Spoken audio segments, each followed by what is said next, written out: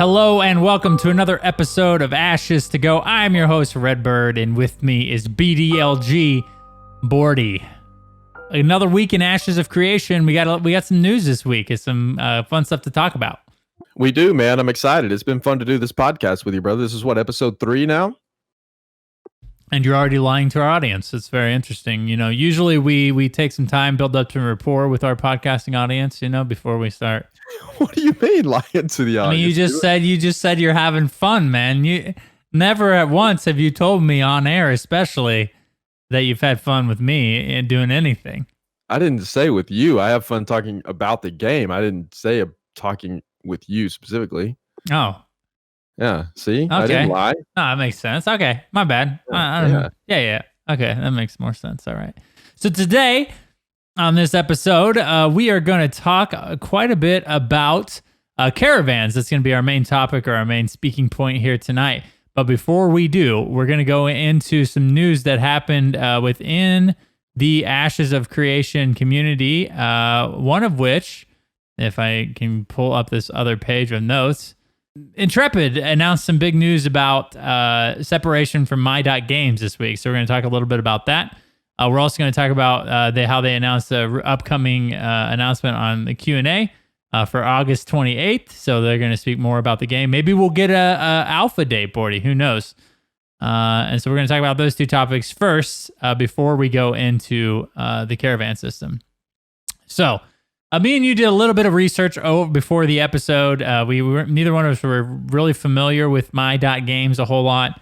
But there was a lot of news or a lot of the recent discussion around of Ashes of Creation were revolving around their separation from My.Games and their decision to go into the production or to kind of self-produce the game out in the EU region and the CIS region, which me and you had to look that up as well because, I'll speak for myself. I'm not an educated man when it comes to, different parts of the country. Or the world, excuse me.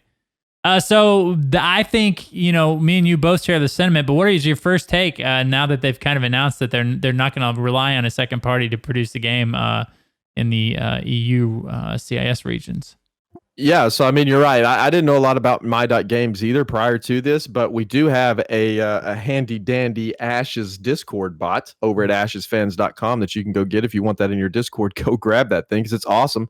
But they say, so one of the things that our Ashes bot posted is a title that says, "It is done. They broke their chains. We are free," in capital letters. So I would assume that this separation is good. And after we kind of looked into My.Games, I think that anytime you can develop and publish your game, if you have the means to do so, it's a good thing because now you operate under your own guidelines and your own restrictions and your own set of rules versus going over there and relying on My.Games to do those things for you. So I think anytime you can self-publish globally like Ashes is wanting to do now, or they are going to do now, is a step in the right direction for sure. So I think it's cause to be excited.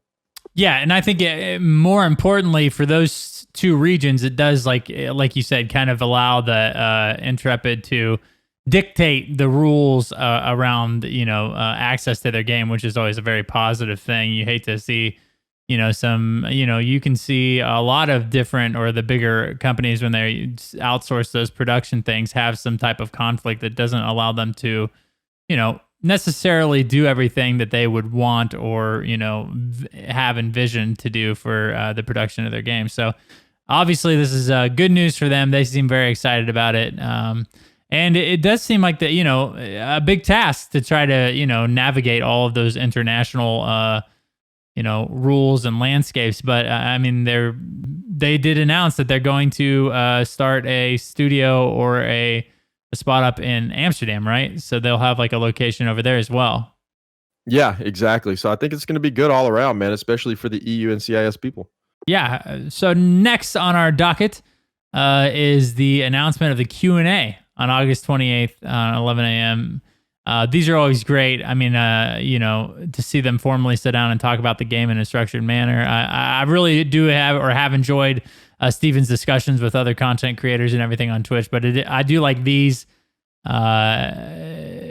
equally as much because they do sit down in like a more, a more organized fashion, and he has someone prompting him from his team about discussions and everything. And I think it's very likely, Bordy, especially with the timeline that they've kind of placed out for the game and the different stages of the game, that we might potentially get an Alpha 1 date on this Twitch stream. What are your thoughts there? That'd be awesome. And I hope we do get an Alpha 1 day, but the problem is I'm not an Alpha 1, Red. Gosh dang it, dude. I didn't buy a pack, so now I'm sitting here wishing I would have. But, $500 is a lot of money to throw down, but I really want to get into Alpha 1, so I hope they open those back up. But the Q&A, I think, is going to be good, man. I always enjoy those. I always enjoy watching the Q&As of games I'm interested in, especially Ashes, because Steven, is a very insightful person when it comes to these things. So it's always fun to watch those and get a little insight into the game. So I'm ready for that. And are we sure, so 11 a.m. PDT, that's 1 p.m. CST or CDT for us? Yeah. Right? I'm going to put you on blast here for a second, because we spent 30 minutes kind of like a mini lesson for Bordy, teaching him time zones before the episode. So I'm happy that he got that right officially, like on the recording of the podcast. But he was struggling there for a little bit, and well, I was kind of arguing too that you were arguing with me that I was wrong. Yeah. I thought it was the opposite way. For some reason, man, I struggle with time zones, dude. I don't know why. We're learning a lot about you and your shortcomings on this episode, dude. You're blind. You're blind, and you can't do time zones. It's age, man. I'm old, and that's a problem. But I can't stop that. You're older than me, which is 35. Well, then that should tell you you're pretty old too. I mean, I like to think of myself in my prime, dude. You know what I mean? LeBron's out there. He's still the best player in the NBA. He's having a heyday at 35. Why can't we be like that? Why can't we be in our prime now? I got news for you, man. You're not LeBron. So I mean, I'm younger than him. You're right, man. I'm technically more in my prime than LeBron is, dude. Good point. Okay. So yeah. So I think we're gonna. Dude, I would like to see an Alpha Day, and to your point, man, the earlier Alpha 1 starts, the more likely it is that they're going to open that bad boy up to get some more people in there. You know what I'm saying? So bring on Alpha 1 and then get all those people in there playing the game, and then extend that invite to us to repurchase those Alpha 1 backer packs, because I want in there. You know what I'm saying? Have you bought a pack yet? Listen, man, I'm gonna have to admit something live on stream here. I talked a real big game about that snail boy, the little mount that potentially looks very very cool and strange. And I looked back in the catalog a little bit, Bordy, and I saw the dark like black and red, Dark Society type looking stuff. And I looked even further back and I saw like the Winterfell, like a snow wolf looking, fur wearing stuff.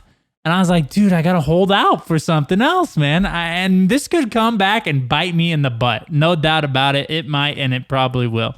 But dude, I had to hold off for just a little bit more. You know what I mean?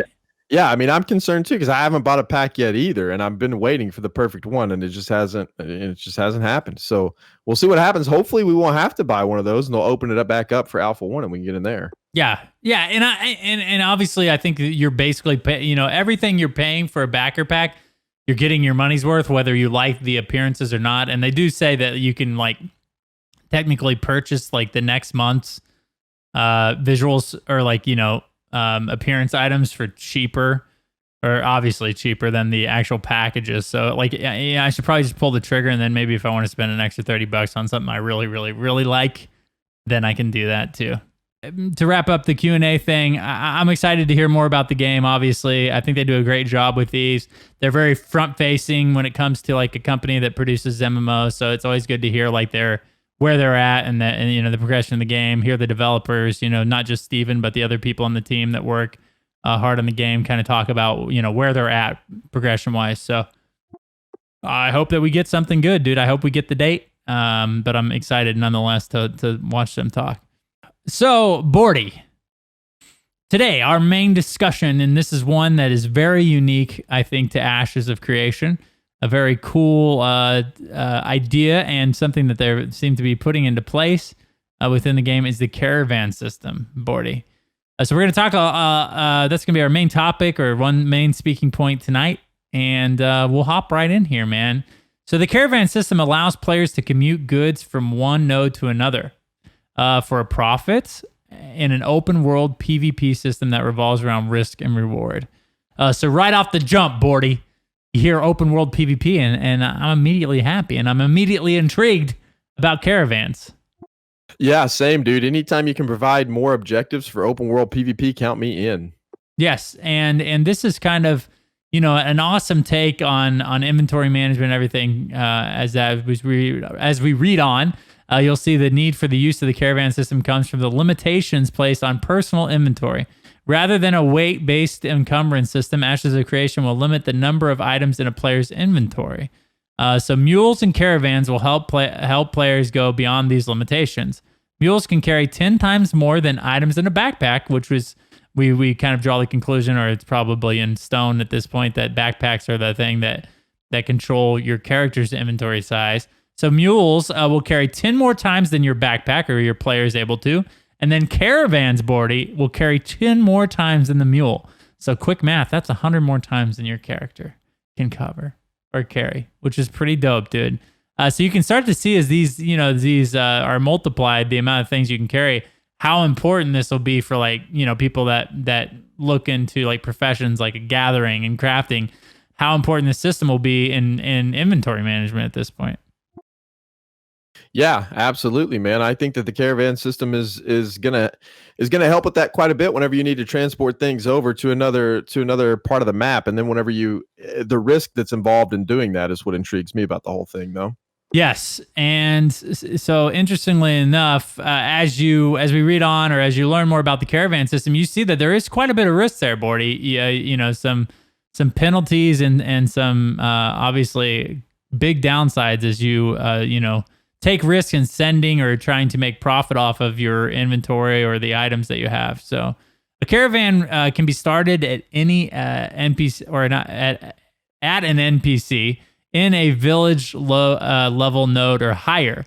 And we've kind of are familiar with, like, most people that have looked in the game, how the node progresses from like a camp to eventually be a village or a city or a metropolis. So the village level node is what's required to get this NPC that can start caravans. So once initiated, a player will need to make choices involving the resources the caravan will carry. If the caravan is for a specific quest, and there are 3 types of different caravans that we'll learn as we go on, then the goods are intended for, so you would notify, you need to choose if it's for a specific quest, if the goods are intended for trade or warehousing within a certain market, and who the recipient of the caravan is. So the caravan can be destroyed en route and will drop a portion of the goods that are transported. So Bordy, me and you had a little bit of a discussion at the top or before the episode about like what that meant. Like if a proportion or a portion would be obtained by the person destroying it, but would the other player or the player that sent it then retrieve that that other portion of the goods, or will those just be destroyed and never to be had again? And then that player who took the risk on sending the caravan ends up with nothing. Yeah, exactly, man. I was kind of wondering that, and so I looked around for a little bit to see if I could find information on that, and I don't. Somebody else out there that may have dug deeper into this caravan system at some point or another, or may have heard Steven mention something about that at some time that I've missed, may be able to answer that question. But to me, it seems like if you're only going to provide partial loot, so whenever your caravan goes and gets destroyed, it's going to drop a portion of the goods, right? So the players that destroyed the caravan then have the opportunity to receive a portion of the goods that caravan was carrying. Well, if they're only receiving a portion of the goods, then it seems to me like the person that had their caravan destroyed should only lose a portion of their goods. It doesn't seem like they should be punished all the way. If the person that destroys the caravan then gets to loot all of the goods, then it seems like then the person that initiated the caravan should lose all the goods, and it should be just full loot. But if it's partial loot, then it seems to me like the person that initiated the caravan should retain some of that loot, and then I guess that would mitigate the risk a little bit of running a caravan, so that you don't just lose everything that you were taking. But I don't know if that's how it's going to work or not. I guess we'll see. I'd be interested to know, though. So if I'm going out on a caravan, what am I risking? Am I risking everything that I'm taking, or only a portion of it? Yeah, and that's it's interesting as you kind of say, because you look at the downfall or the potential downside of sending these things, and if your character can only carry a certain amount, and these caravans can be filled with up to 100 times your actual inventory, imagine like sending 100 times worth of stuff that you can gather on your character at any given point, and then immediately losing all of it if Gang Squad or something comes through and blows up your caravan. That's pretty insane to think of as far as sway in your progression in the game goes. Also, it kind of shows like why this will be such an interesting open world objective for PvP, because these caravans are going to be carrying your livelihood, excuse me. And so then you think about how important it is to hire like NPCs to protect this, and like actual players to protect these caravans to make sure that they get safely to their destination, so you don't lose everything you own. Yeah, and then you better have a really, really good reason of why you're transporting that stuff in the first place, right? So I think that's the other side of things that Intrepid's going to have to figure out, is like, why would you entice players to transport their goods to another place? Now, Agreed. Well, that, and I understand that it's for trading purposes, right? Most of the time. So you're going to, because your trading posts are not linked, and I think we talked about that in episode 1 of the nodes, that kind of goes into a little bit of detail about that stuff. And we'll talk about that in later episodes too. But I think, even though you can take your caravan stuff over to another node to sell it for a higher price, it better be a whole lot more if you're risking losing all that stuff, right? Like it's going to be, yeah. I feel like it has to be. Like the market value is going to have to vary significantly in order for you to take that risk, or else nobody's going to be doing caravans. Yeah, there will be people be doing caravans, because I do think it'll be like a substantial profit. Carrying even and they talk about the further you get away, the more valuable, or the more difference in paying price that will be had. So you think about transferring it over like one zone and maybe gaining like X% of profit, but then moving it across the entire continent to gain even more. Like, I mean, there's a lot of cool like decisions or player or like character choices that you're going to have to be making during this system, and as you're kind of choosing where you want to send your caravan and what you want to have on your caravan. So again, we mentioned that the caravans can be destroyed en route and will drop a portion of the goods that can be transported. In this circumstance, the caravan will drop certificates for heavy items that will be redeemable in the node in which the caravan was initially launched. So that kind of goes back to, if it is destroyed, it doesn't drop like, hundreds of actual like in-game items all over the place. It seems like some of them will be in certificate form, that you basically pick up the certificate and then run back to the zone that it was sent from, and then you can redeem those items there. Yeah, which makes sense. Otherwise, you wouldn't be. You'll be encumbered. You would have to have a caravan to raid a caravan, right? So it wouldn't make a lot of sense. So I like the certificate system. It entices people to go out and be bandits and attack these things. I think that's cool. I think another really awesome aspect of these caravans is that they're customizable, right? So it says here that you can create like different components of your caravan, like your axles and your armor rating and the caravan capacity and the chassis and the hit points and maneuverability and your speed and your wheels and your like all of the components of the caravan can be customized, and they can be crafted and then put together to make a specific caravan. So like if you're going off-roading, you may need different wheels than if you were on the path. Or if you're going a really long way, you may need, more speed than, I think that's super cool. So you'll have to determine like where you're going, what route you're taking, and then try to craft your caravan or customize your caravan to fit that, which I think is incredibly dope, dude. And, as we'll go on in the 3 different types, you'll learn that in the personal caravan, there are even ones that are naval, or that can be aquatic, boats that transported through like, oceanic routes or something like that. So there's this system, and you're going to hear us say this as we break down all of these different systems, or everything we know about these different systems in Ashes. They're so incredibly detailed, and you can tell that someone has painted this picture very thoroughly of each of these different systems, and the caravan system is no exception. Every bit of these details is well thought out, and it's going to be extremely exciting to see this in action in game. So the 3 types of caravans that you'll see inside of Ashes of Creation is the mayoral. Did I say that right? Mayoral. Okay. Mayoral, yeah. Mayoral caravans? It's a tough word, man. It's a weird word, yeah. Oh, wow. Okay. A mayor. I'm just going to say mayor Just right say now. a mayor Yeah. caravan. Mayor caravan, quest-driven caravan, and a personal caravan. So, a mayor caravan, or, the other word I can't say. These caravans are launched by mayors and are used to establish trade routes or obtain resources by doing a caravan quest. So this is really interesting, man, because right off the jump, you hear established trade routes. So as we know, or what we know about the mayor nodes, or how nodes are controlled, the leader of that node is going to get to select what trade routes are, viable, or maybe even maybe more beneficial to use inside of a node when you're sending out caravans to different nodes. Yeah, and that's going to be pretty cool, man. And then so then as an attacker, you can have the opportunity to disrupt those things, which is dope. Yeah, so they do mention, and this is pretty important, that there will be several different options of, there won't just be like one route you can send a caravan on when you're leaving a certain node. There'll be tons of different options to keep people guessing, so someone can't just continually jump your efforts. So, so the second one, and this was mentioned in the mayor caravan section, is a quest-driven caravan. So these are system-driven caravans that are used for trade routes between routes. These are started by players and have a diverse choice of routes and launch windows in effort to prevent counter groups. Initiating a caravan from one node to another will create a PvP objective that players will need to defend while it moves along to its selected destination. These caravans scales with the advancement of the starting node's advancement. The road of routes will also upgrade based on the node's level, which will increase speed and diversity and diversify the type of caravans that are required for transportation.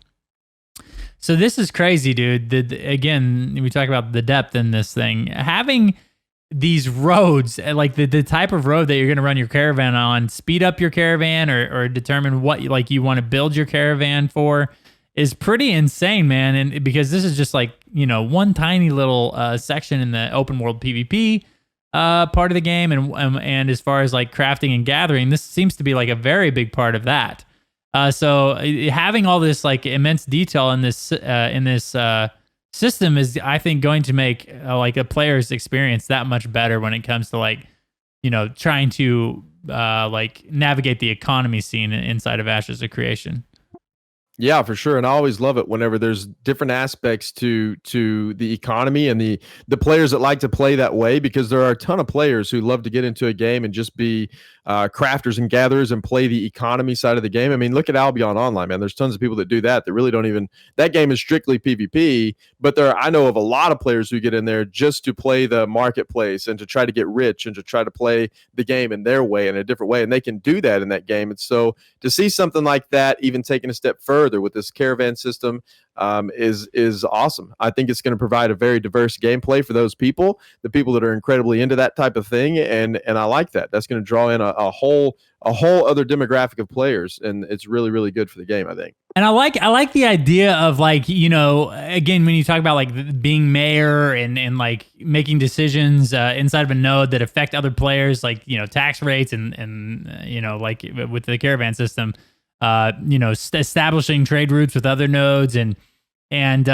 choosing to upgrade the roads or making the roads a certain type of a road that increases the diversity or the speed of your caravans exporting. You can intentionally go out there, and you talk about those econ players, go out there and establish a node that is strictly to attract your big economy people within that server in the game, so that to where that it's the most tax friendly, best paved roads.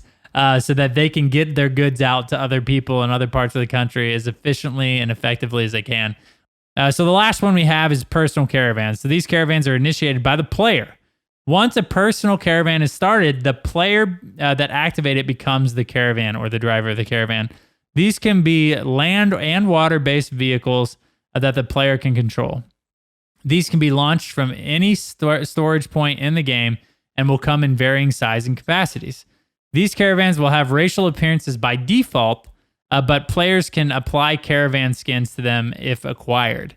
So, obviously, when we talk about the backer packages and how a lot of those do have, caravan appearances in there, that seems to be what these are kind of alluding to.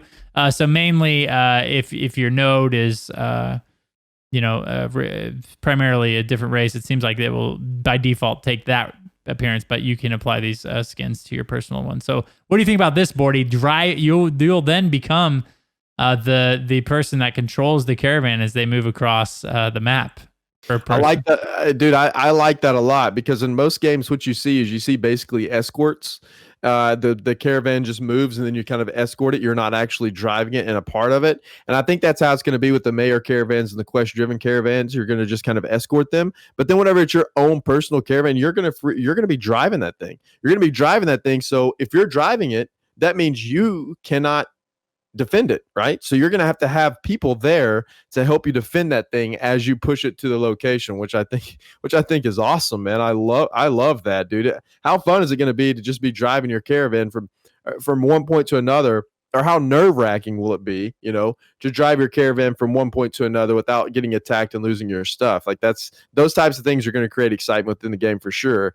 And I like the fact that you're going to have other players around you guarding your caravan. That's pretty cool. Yeah, and the thought that you hire these people to do this, those people turn on you and just basically be the group that takes your caravan. Having the insider type mentality where they kind of double down as someone who is kind of selling their sword for hire to protect your caravan, and then when you get to a certain place, now they have the inside information on where you're going on the map and where you're headed to. They could to see that little espionage loop where they can actually feed that information to people that are trying to take your stuff away from you, and even become one of those people that can take your caravan. Dude, that is in and of itself just I like hearing stories from specifically EVE Online where there's all this deception and insider jobs where basically people from the inside destroy these massive guilds and stuff like that. It'll be interesting to see the approach of players as they, there seem to be a lot of risk and money involved in this system, and to have it be an open world PvP system, it's going to create all of these crazy stories that I'm excited, or I can't wait to hear about. Yeah, I think it's going to be dope. I think one of the other cool things is that one of the certificates you can use to create your caravan is the number of hired NPC guards. So you can also have NPCs going around your caravan too. So in some situations, you may want to get one that's really beefy for NPC guards if you can't find players to help you guard it, which is cool. Yeah, and then maybe, you always look at what if you want to take the incognito? It's going to be very obvious if you have 50 people escorting a caravan across the map that there's something valuable in that. And it'll be interesting to see, can you send decoy caravans? You know what I mean? Send 2 or 3. I guess not with the personal caravans because you have to be the driver. But it'll be interesting to see all of how this plays out in game because, they do limit it. They've kind of mentioned the whole driving force behind all this is limiting your personal inventory. So if you're a fisherman or something like that, and you can only, if you can only go to the ocean and make so much money by yourself, having these transported in this avenue across the map, it could literally set you back hours upon even days of gameplay at this point. It seems like. Yeah, which I think is fine. I think that's a good risk to take, though. Or I think it's good to have that level of risk in the game, man. That's a very exciting thing to do. Yeah, and it'll be interesting to see how players kind of look at that when the system is in place and we kind of do realize how risky these are. It'll be interesting to see the feedback from the players on, and we'll probably get a lot more news in alpha of how easy or not easy it is to kind of take one of these caravans, and how they have to kind of tweak that to meet the risk or reward of the caravan itself. Yeah, it's gonna be fun, man. I can't wait to try to get in there and try to take someone's caravan and get their stuff. That's gonna be a good time, I think.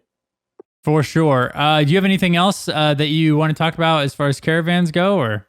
Well, I think one of the things, real quick, I don't know if we mentioned this or not, maybe we did, but whenever you're in a caravan, it automatically creates an open PvP zone that flags players for combat, so that you don't have to flag up. So anytime you're in a caravan, you're open for PvP. It's not like you have the option. So if you get a caravan, there's risk there. I don't know if we mentioned that or not, but I just want to throw that in. No, we didn't specifically say that, and it's a good point to make, because generally, I think Ashes has the corruption system, which kind of like deters people from doing things like that, attacking other players and flagging and making sure that you're having a fight with someone who is equally willing as you are, and instead of taking that risk and being corrupted, and then you yourself can be looted by other players eventually. And so it's interesting, and I'm glad you brought this up, that the caravan system is free from that.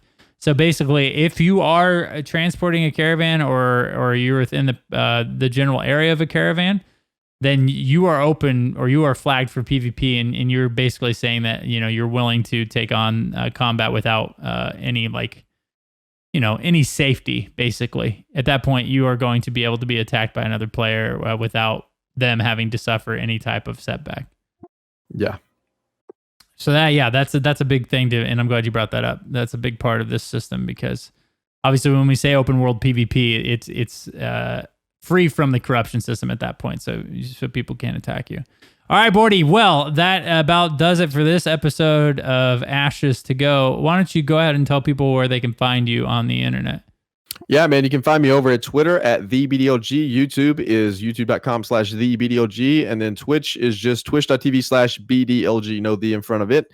And then, of course, creating content over at studioloot.com, which encompasses ashesfans.com. So go check out ashesfans.com. We're working on that website pretty extensively behind the scenes right now. So hopefully we'll have some stuff up there pretty soon. Yeah, and like you said, we will have an everything you need to know about Ashes of Creation post up there real soon.